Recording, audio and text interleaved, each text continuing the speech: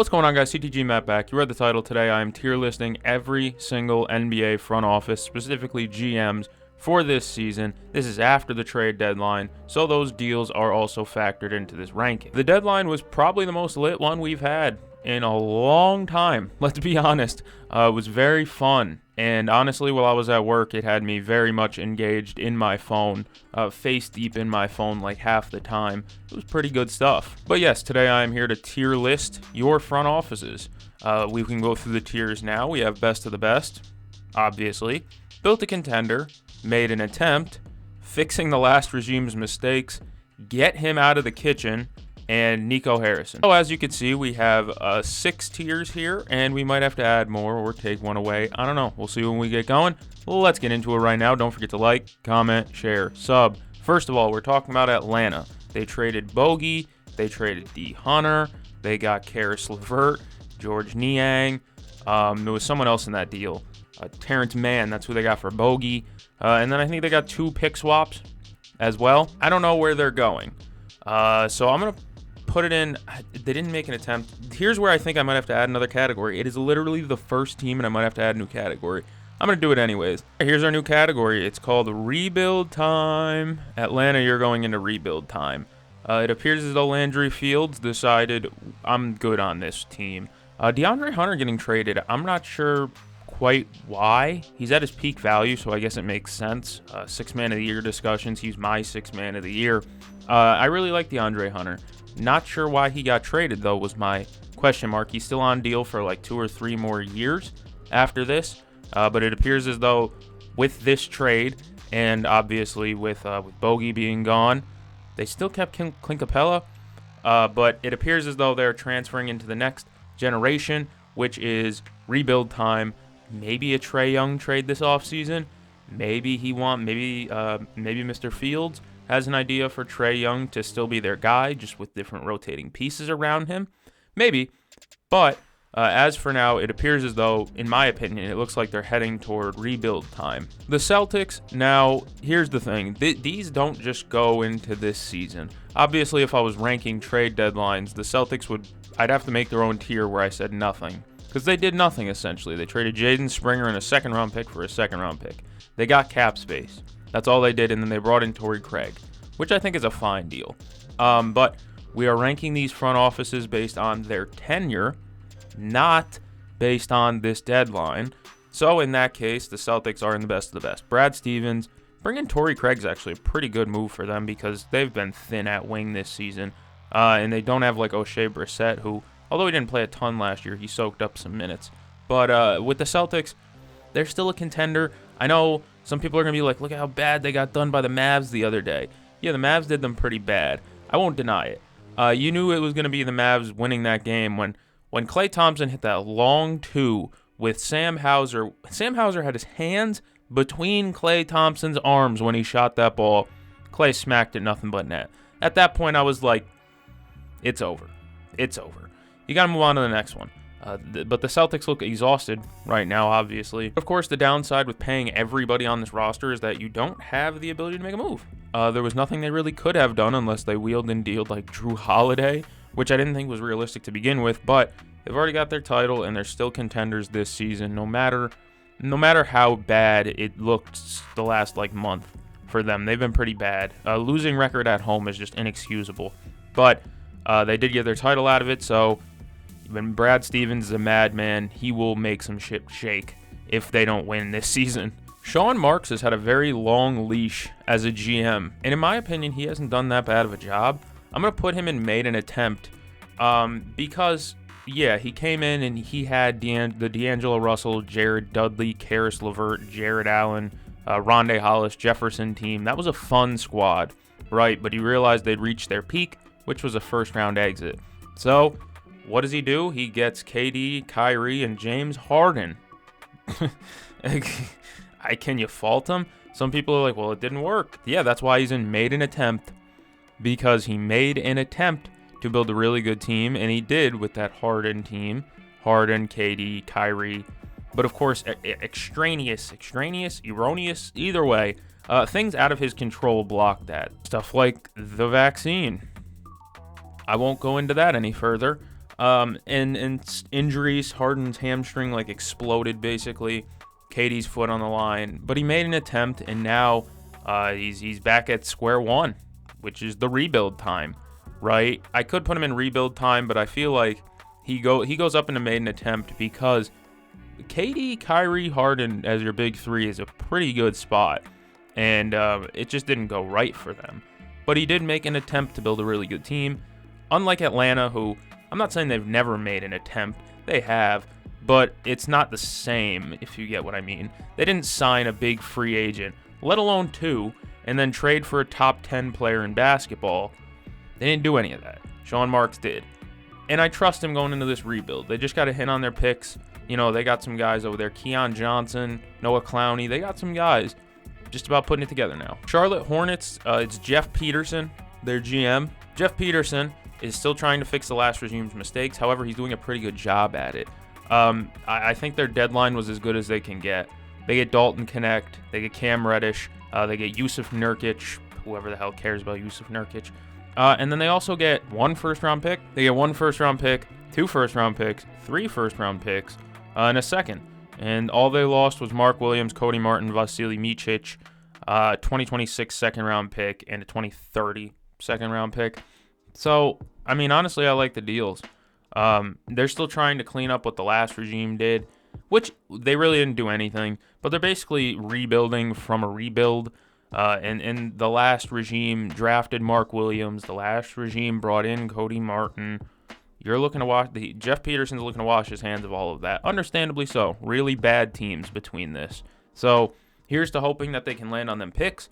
But as for now, I believe as though Jeff Peterson is still trying to do some cleanup work and build a contender out of this. It's only, year 1 or 2 for him, so he's got time. No. Mark Eversley. No. They're saying Dallas fans made threats on Nico Harrison's life. Let me tell you, Bulls fans, I'm not saying you're justified threatening Mark Eversley's life here, but if they were to start doing the same thing, I'm going to be honest, I'd understand where they're coming from. This team is abysmal. They stay abysmal for a reason. Jerry Reinsdorf's a horrible owner from the top down. It's an ownership issue. The franchise is plagued because you have a dead mummy at the top of it named Jerry who won't let anybody actually get a rebuild on this team. He's just trying to collect a damn paycheck from you guys. I love Modest. I'm a big Modest Bazelis guy. He's maybe my favorite young player in basketball right now, in my opinion. Yeah, he probably is, to be honest. I watch him more than any other rookie out of this class, if I'm being real. But their deadline, bro, why do they have 8 point guards? Why? I don't get it. I don't get their approach to any of this. They didn't even get a pick back for Levine. No, I don't think they got a pick back for Levine. And they didn't trade Vooch. Burn the front office down, bro. Just get rid of him. End this shit. Ben Simmons intends to sign with the Clippers, if you care about that. I just got that update from Sham Charania. So, yeah, back to the Bulls. Terrible team, terribly run from the top down. It starts with the owner and it goes down to the GMs. Arturas, Eversley, no mas. They're gross, bad. That's all I can keep saying is they suck. I hate them. You need to get pieces around Modest Bazelis, and instead they're doing nothing. I hate this team. I hate this front office. Everything about it, I hate it. Cleveland Cavaliers, it's Mike Gansey. Hell of a name. I always get him mixed up with somebody else. I don't know. I'm tripping. Mike Gansey he did a good job at the deadline. I'm going to put him in built a contender because the reason why he's not in best of the best, you have to win a championship, in my view, to be one of the best GMs in basketball. That means you built a very good roster. But he built a very stout contender. With this DeAndre Hunter deal especially, they get a wing who's actually good and can put the ball on the floor. Yeah, they have a wing who can dribble now. It's not Dean Wade, who's actually not bad. I like some Dean Wade. It's not George Niang. It's not Max Strus. It's not any of the Isaac Okoro. It's none of those other guys. They got a guy who can dribble the basketball from a wing spot. And I think he should come off the bench still with the Cavs, in my opinion. He can close with the starting lineup, don't get me wrong. I still think he'd be better in a bench role where he's allowed to have the ball more. Talking about DeAndre Hunter, of course. But they only gave up, 2 first-round picks. One's a pick swap, and the second one's a pick swap in 3 seconds. Okay, so, I'm so down for that deal. He's under contract for a couple more years. You have an actual stout contender now. So very good job by Mr. Gansey, that's his name. Good job. They did a pretty good job at the deadline. They cleaned up well, and on top of that, a lot of their core is pretty locked up long term. So I like what they got cooking out there. Cleveland's doing well. Nico Harrison goes in the Nico Harrison tier. I think there's enough said. Lock him in a cage. Mavericks fans, y'all need to do what they did in, the book of Exodus, when they find Moses. That's in I don't remember where that is. I remember hearing about that story. They found Moses. He just kind of got put in a box and float him down the river. Like Plankton tried to do that at Old Lady. Someone should throw you in a box floating down the river, Grandma. Nico Harrison, float down the river. He didn't show up to the press conference for the players coming in, the introductory press conference for not Christie. It was AD, Martin, and it might have been Christie. I think it was Christie, but either way, he wasn't there for it because he was scared. And then on top of that, the press conference that he did do with Jason Kidd, he was, I don't know, he sounded like a schizophrenic. Can I be quite frank with you? Talking about me and Jay Kidd will be buried by then. Jason Kidd's looking at him like, the fuck are you talking about, bro?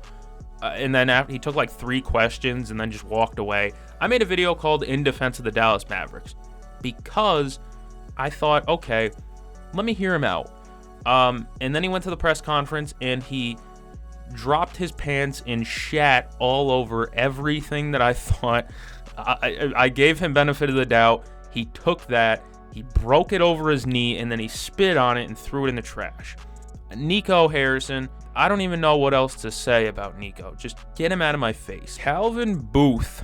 Man, I might need another tier for Calvin Booth just called Do Something.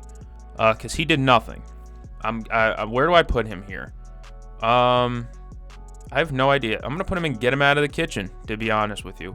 Remember when, not even remember when, the other day DeAndre Jordan literally said, yeah, we got a bunch of players nobody wants or whatever. He's calling himself the Island of Misfit Toys. I don't know, but I think it's hilarious, to be quite honest with you. That was one of the funniest things I've seen. DeAndre Jordan seems like a really good guy in the locker room, but for Mr. Calvin Booth, I'm not sure what we're doing here. This team is in a decent spot. The Nuggets aren't a bad team by any stretch of the imagination. I'm not going to sit here and be like, yep, they're garbage, they can't win the finals. If they did, it wouldn't shock me at all. However, I felt, and I'm pretty sure Nuggets fans would feel the same, that they probably needed a little bit more to feel comfortable with the idea of maybe them reaching a finals, right? But instead they did nothing. There just weren't any moves on the table, I guess. I don't know. Yeah, I don't know. They have a lot of large salaries, and maybe, I don't know. I don't think a move was there to really materialize for them, but again, this is a team that feels like they're one move away from being right back to powerhouses. They're still really good. It's just that, I don't know, it feels like they're one move away from being really good.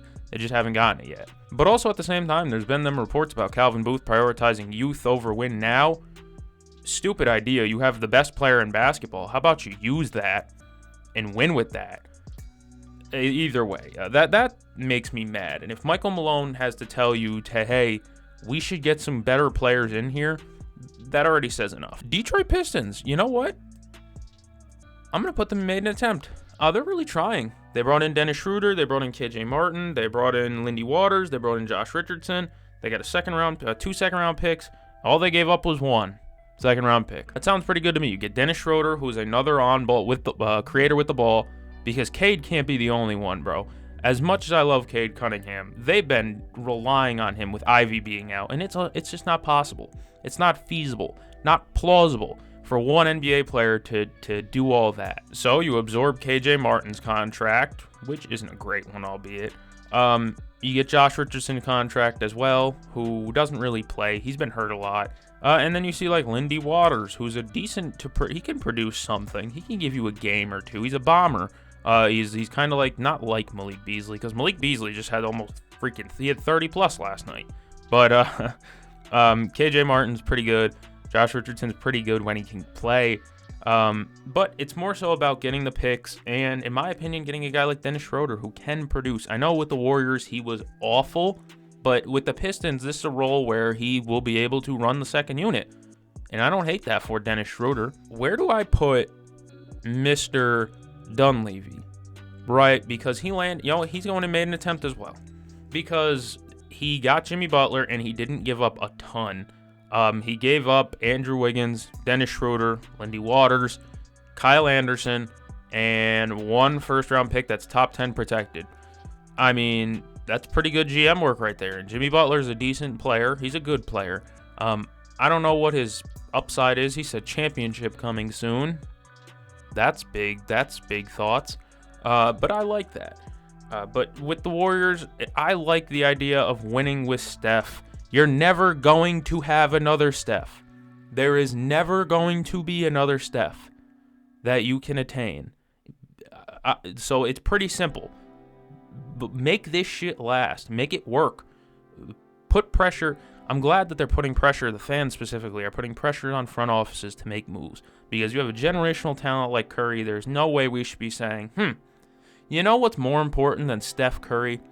Brandon Podziemski's development. No! So you get Jimmy Butler, and you're at least making an attempt to be good without giving up Kuminga, Podziemski, Moody, any of the guys that you really wanted to keep long-term for some reason, that Mike Dunleavy and Draymond Green even are so like, we need Jonathan Kuminga long-term. You really don't, but either way, they made an attempt to build a really good team. The Rockets didn't do anything, but I'm going to put them in built a contender because Rafael Stone has done a really good job with this team. He's oversaw this entire rebuild since 2020 when they traded Harden and Westbrook. They got rid of both of them. And so, they've been they were down for only like 2 years. They were really bad.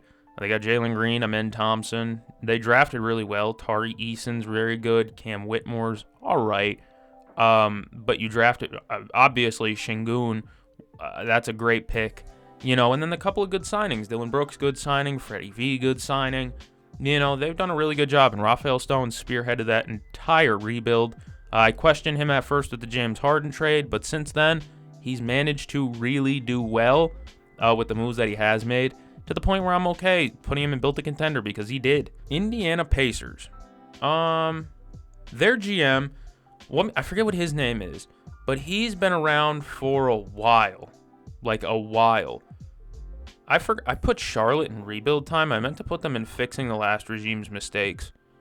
Did I put them there before and then move it? They were supposed to go in fixing the last regime's mistakes. Sorry. But the Pacers GM, Chad Buchanan, has been around for a long while now. And I think he's done a pretty good job. He's been around since the Oladipo era, I believe.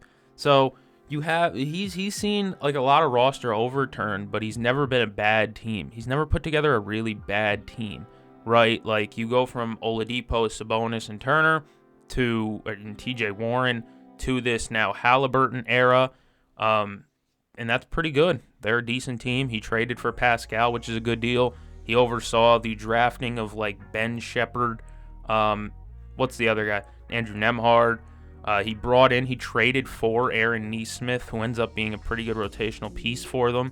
So, he's done a pretty good job making sure that this roster stays above water. Spurs, man. I'm going to put them in, also in made an attempt. I'm not sure that they built a contender, because I still don't know what the ceiling on this team is. However, they brought in Drew Eubanks, Patty Mills, Bogey B, and 3 second-round picks. All they gave up was P.J. Tucker, Mo Bamba, Terrence Mann, Bones Highland, and a second. Terrence Mann was terrible for them. Mo Bamba hardly played. P.J. Tucker didn't play. And Bones Highland was an occasional member of the rotation, but never anything serious.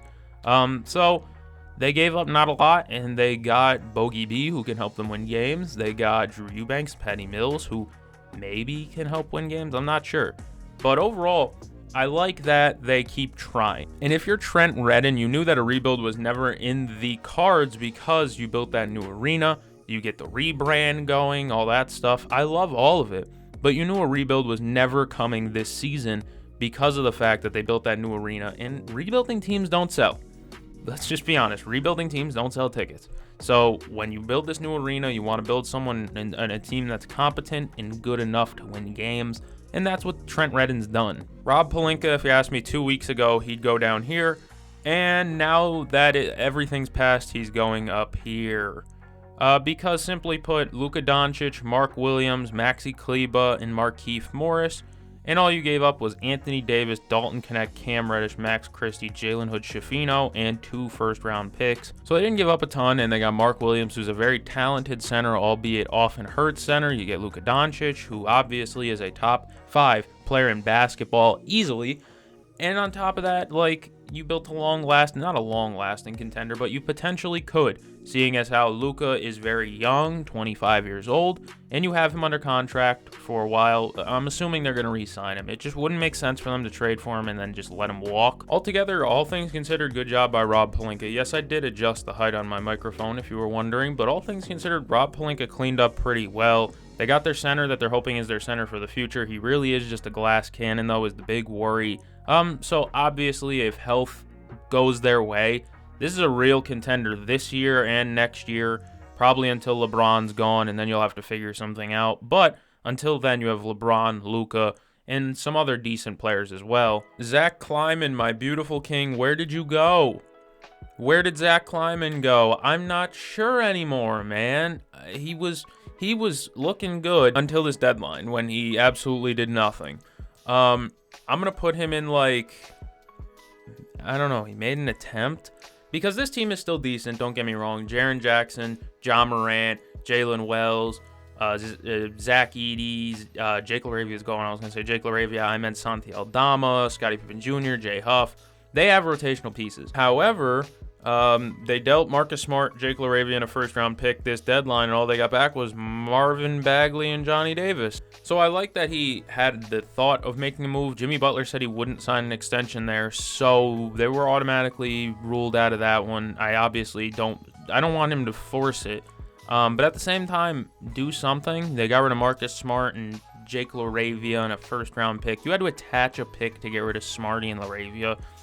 I don't like it, but otherwise than that, though, he's done a really good job at, how do I say this? He's done a really good job at GMing, and, overall, he's done a good job at drafting and scouting talent. You bring in guys like Scottie Pippen and Jay Huff and guys like that from the island of misfit toys, and you get a couple of good rotational pieces out of them by knowing what Jenkins wants and stuff like that. He's done a good job all around, but just this deadline, he did nothing. The Heat are going in rebuild time, but make no mistake about it, I like what they did this deadline. You get Andrew Wiggins, Davion Mitchell, and a first-round pick that's top 10 protected. Good thing that pick's not going to matter. It's not going to matter that it's protected because I'm sure the Warriors aren't going to be a top or a bottom 10 team come lottery time. But you get rid of Jimmy Butler, who was causing so much noise, and I couldn't even bear to watch a Heat game because it was just too much going on over there. But now you can focus on the young guys that I like. Guys like Pele Larson, Khalil Ware, and even to an extent Tyler Hero. He's still young. And so you have a bunch of guys who you can try to get better. Obviously, when they did their best work with Jimmy Butler on the team, it was with 2 guys that they developed, Tyler Hero, Bam Adebayo. So you've shown that you can do some player development. It's just now you have to get back into that bag and do it again.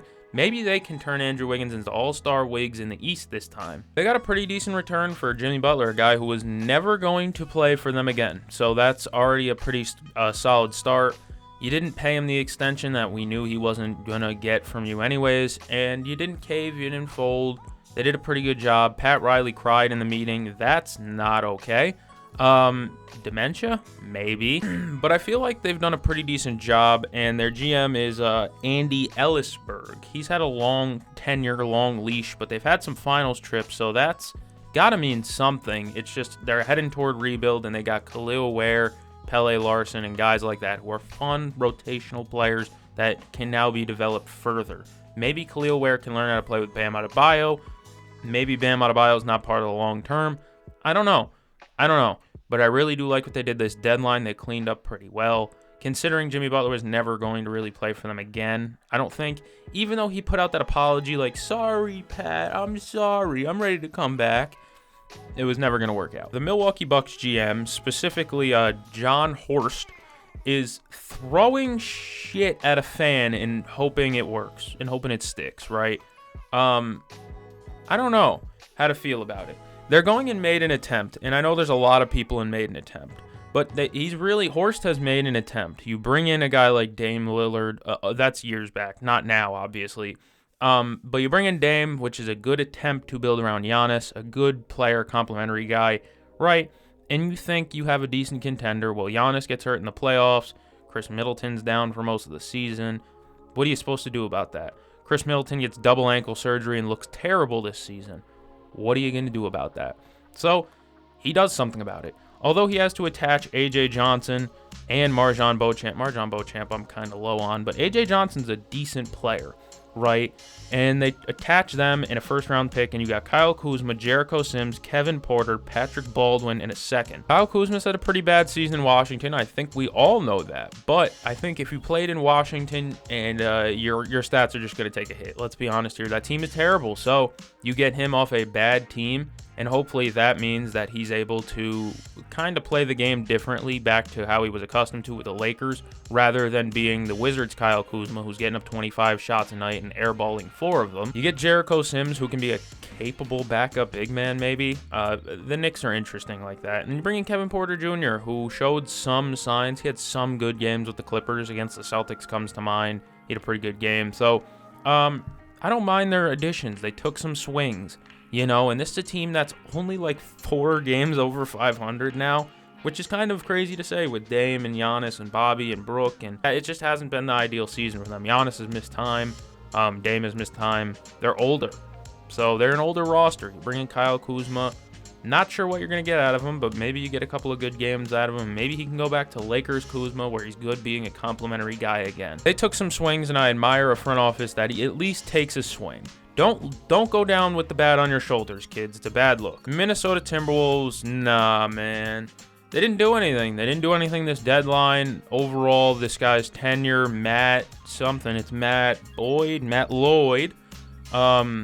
He's done really not many good things.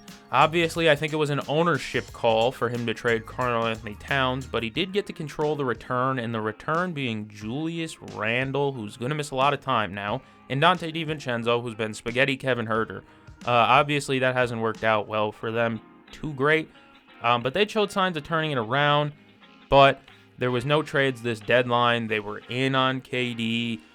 Who the hell cares who you were in on if you didn't make the move? That's just my thought of it. I hate those reports the day after or 2 days after the deadline, like, your favorite team almost made a trade. Don't you feel happy now?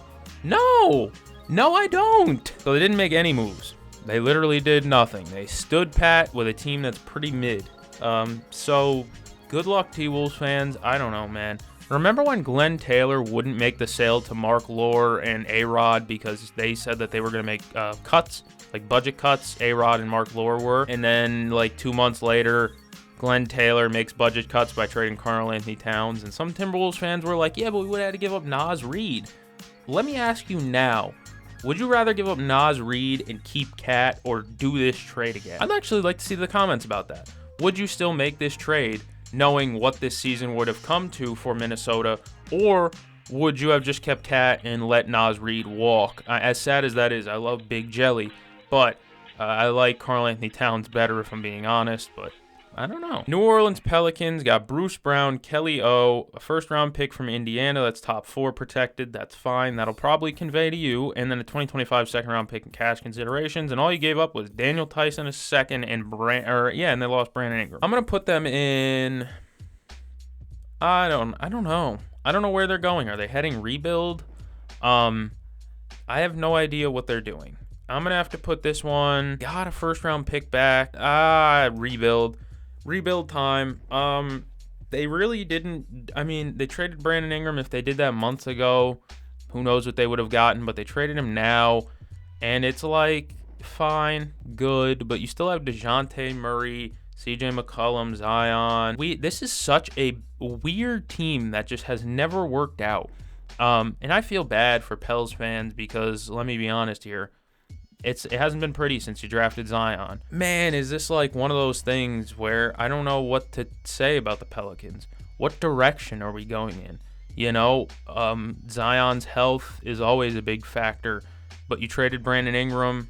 You weren't going to re-sign him, and I think we knew that from last season, really. And I'm okay with not signing Brandon Ingram. I have many question marks about Brandon Ingram as a player, in my opinion. But they got back Bruce Brown, Kelly O, a first-round pick and a second-round pick. I guess that's good return. But from here, what direction are we going? I have no idea. What offseason, Pelicans fans, if you're watching, I want to know, what do you think is this offseason's plan for the Pelicans? I have no idea what direction they're gonna go. The Knicks, I'm gonna put Leon Rose in the best of the best. I know Leon Rose technically isn't the GM. Their GM is it's like Garcon. That's his name, Garcon or something like that. And I know, but Leon Rose has been there for a little while. He brought in Brunson. They brought in McHale. They did all these things, and they built a decent little team. They brought in Cat on a weird trade. And I know this deadline, all they did was bring in DeLon Wright and they traded Jericho Sims, and all they got back was DeLon Wright. However, they built, you know what, they're getting moved down into build a contender just because, in my opinion, they haven't won anything yet. But I really don't mind I don't mind the bringing in of DeLon Wright. I think Campaign's a decent backup, but not anything special. I like DeLon Wright. There were thoughts that Mitchell Robinson gets traded, but I've been saying it all season. I think Mitchell Robinson is the final piece for them, if I'm being honest. I'm not saying Mitchell Robinson makes them a championship winner. But what I am saying is that it gives them more lineup versatility, and they don't have to rely on a guy like Jericho Sims, who's now gone anyways. They didn't do anything at the deadline, but overall, the Knicks are still in a pretty good position. That segues us into the OKC Thunder. Sam Presti is going to go up there just because he's built numerous good teams at this point. You think about it, he was orchestrator for Harden, Durant, Westbrook. Then they transitioned from that into the Westbrook era where it's just Russ, and, that goes as bad. Honestly, not great. That might have been their darkest era when Westbrook was winning MVPs because they weren't finishing well, right? But then they get Chris Paul back, and then the Chris Paul redemption arc happens. They get picks out of it. They get picks out of everybody. He's a pick acquiring god, and then on top of that, he hits his draft picks. He drafts J-Dub, drafts Chet. Chet was more of a no-brainer than J-Dub, but he also does some other signings, brings in guys like Aaron Wiggins and Isaiah Joe, who are second-round picks from other teams, I believe. So he's done a really good job. And then you trade Paul George, you bring in Shea Gilgeous-Alexander, the guy who's now carrying the franchise. Sam Presti is an amazing general manager. And although they didn't do a ton, they brought in Daniel Tice. Actually, they waived Daniel Tice, I believe, so they didn't. And they just got a couple of picks. Guess what? Sam Presti got more picks. Orlando Magic, I'm going to put them in built a contender technically. Their GM is Anthony Parker. He hasn't done a ton. I don't think he was there for the drafting of PB, P5, whatever you want to call him, Paolo. So he wasn't there for that, but I'm pretty sure he was the one who drafted Franz, maybe. And so, I don't know, man. I don't mind this team at all. It's just they didn't do anything here, but at the same time, they have a good team. I just don't know what they should do, because I didn't think there was a move out there that make them over the top great, unless Jimmy Butler didn't make sense to go there. Kevin Durant didn't make sense to go there either. None of the big targets made sense to go to the Orlando Magic, but I feel like they're still I gotta move them down because they've been struggling. I don't know. I don't know. I don't know where to put the Cavs because technically they're not. I wouldn't even say they're a contender because they've been bad since Paolo came back. Bad. So I'm not quite sure where to put them. I have to put them low. Honestly, they did nothing and they've been struggling. They're hoping Paolo coming back, he gets back into rhythm sooner than later and they pick it up, but I have no idea. It's Jalen Suggs' team. They didn't do anything at the deadline and it was a bad deal. KCP's deal isn't looking great for them, all things considered, and now it's just kind of tough. I'm not sure how to feel about his tenure now just because of how, not great the team's been this season with Paolo back. 76ers Elton Brand, so he could go in either made an attempt or get him out of the kitchen because he has made numerous attempts. He brought in Jimmy, he brought in Toby, he ink bend that deal. He brought in JJ Redick. He did a lot of big things Elton Brand did. Actually, I'm not sure if he oversaw JJ Redick signing, but I know he did bring in Jimmy Butler because Elton came in 2018, I believe, and 19 was the Jimmy deal. So, era of Morey Brand together hasn't gone very well, to be honest with you. They've lost more than they've brought in my opinion, including the Paul George deal, which is not a great deal looking back on it already. However, they did draft Tyrese Maxey, which is a really high plus. So I like it. What some of the things that he's done, he's made an attempt, but at the same time, these attempts are bad. Like, they're just trying to get Embiid. They haven't seen a conference finals. Like, isn't that just embarrassing? The amount of talent they've blown through with Embiid as the common denominator, and they've won nothing out of it. Deadline specifically, they got Quentin Grimes, Jared Butler, who I like Jared Butler. 1 second-round pick, 2 second-round picks, 3 second-round picks, 4 second-round picks, 5 second-round picks. They got a lot of second-round picks, but they also traded a first and a few seconds as well. And they lost Caleb Martin, KJ Martin, Reggie Jackson. Overall, I just don't like what Elton Brand and Daryl Morey have done together. They haven't built a contender. They got embarrassed by Malik Beasley last night. Like, talk about a bad look. James Jones is in the same ilk as the Daryl Morey, Elton Brand Sixers, where they have tried things, right? Like, for instance, they tried with that Chris Paul group, Chris Paul, McHale, Cam Johnson, Ayton, Devin Booker, obviously. They tried, and they made a finals off it. That was an impressive run. They regressed the next year. They weren't great. And then they go out, and they make all these moves to get KD, to get Brad Beal, to get Yusuf Nurkic, and once again, boom, blows up right in his face. He's made attempts to make this a competitive team and a championship one around Booker, but it hasn't worked. Makes you wonder, like, what more can he do? And I don't think there really is anything he can do. I think that they should be going here, but instead, Matt Ishbia doesn't really want to rebuild because he's a new owner who wants to win, and that's the issue with new owners is they don't want to rebuild. They want to win yesterday and get respect from that fan base yesterday and get trust from that fan base. Unfortunately for them, it's just not happening. But this whole thought of there needs to be internal development, that they just need to get better. I mean, you brought in Cody Martin, Vasil Micic, and a couple of picks, and then they ultimately kept KD, which that was the thought process, is they might trade KD, they might not. They might trade for Jimmy Butler, they might not. Struck out on Jimmy Butler and didn't trade KD, and you stood pat. That's like the ultimate loss at midseason, in my opinion. But I still applaud some of the efforts he's made to build a championship contender in Phoenix. And he got rid of Yusuf Nurkic, which is about as good as it can get. Portland, I'm gonna put them in not built a contender. They didn't make an attempt yet because they haven't really signed anyone. Where do I put the Portland Trailblazers, guys? Where do we go with them? Maybe they're in, I don't know where to put Portland, because they've been, you know what, I'm going to put them up there just to say you've been really good recently. I don't know what they were supposed to do at the deadline, but they didn't really do anything, but they've been hot recently, like a red hot team recently. So I like to see some signs of I like to see some signs of internal development. But I'm not sure if Chauncey Billups is that head coach for them or not. I really don't know. But they've been winning games right now, and I think that's all that really matters to me, is that they've been winning games. They're competitive. They have a better record than the damn Spurs, for Christ's sake. So that's pretty good improvement out of this Portland team that was supposed to be tanking. But they brought in a guy like Denny Avdia, who's been a pretty decent contributor. Obviously, you have, I think it was Cronin around for the drafting of Shaden. I'm not sure. But Cronin was definitely around for the drafting of Klingon, and they brought in Rob Williams, and they brought in Denny Avdia, and they've made some segue into like a really decent team. They're moving forward. This team is getting better over time. And then they've hit on late picks too, like Toumani Camara. Like, that's a late pick hit.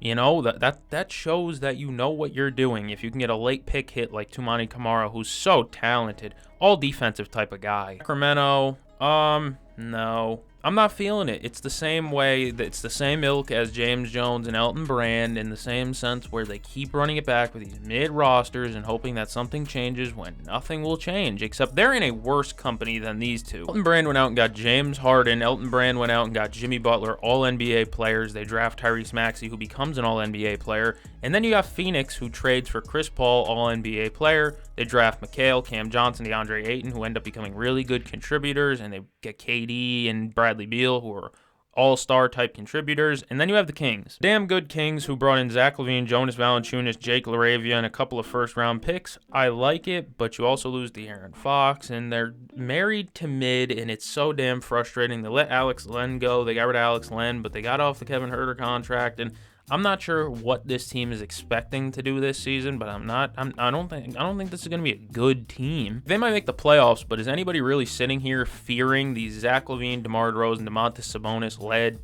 Kings? No, I'm not. Are you?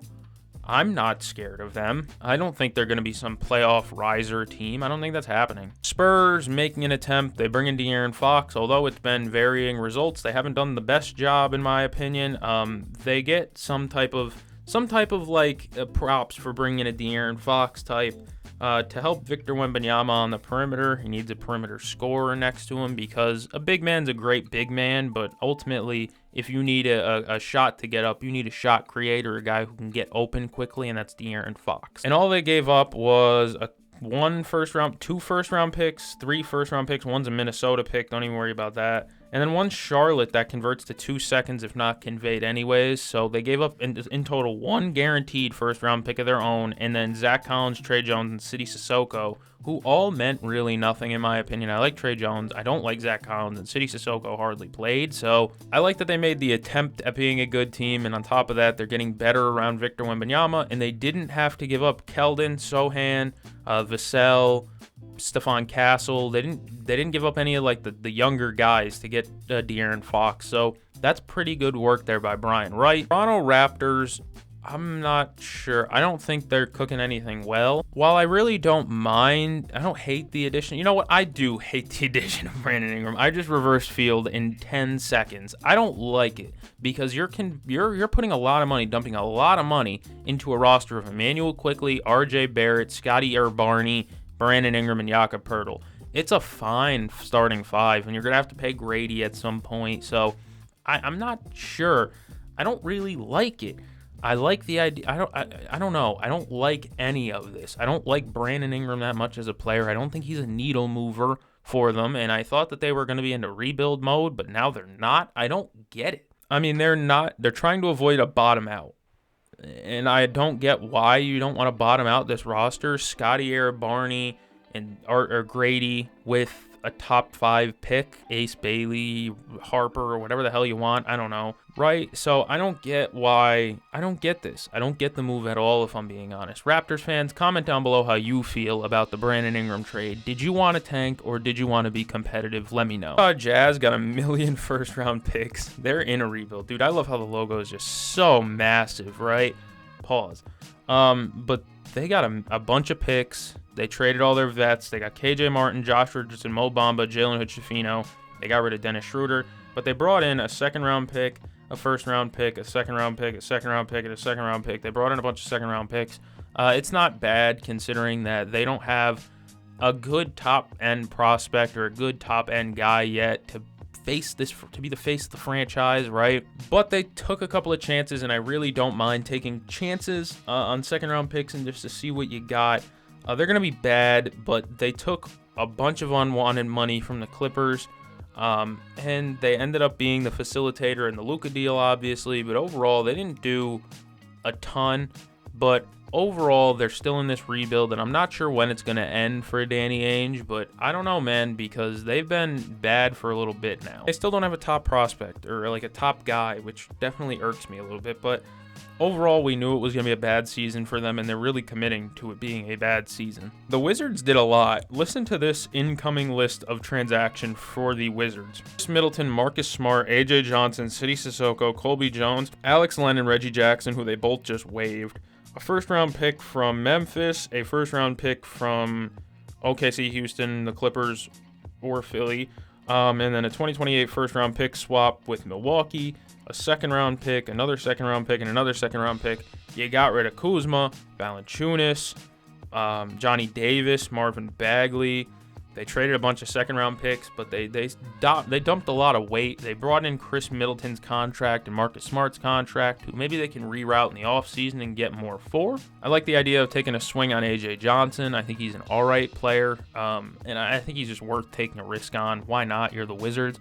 I don't know how old Jared Butler is, but giving up Jared Butler, I wasn't a fan of because I kind of liked his game a little bit. They got in a bunch of picks, and it's apparent they are still in that rebuild time. They're not leaving that anytime soon. We know that, though.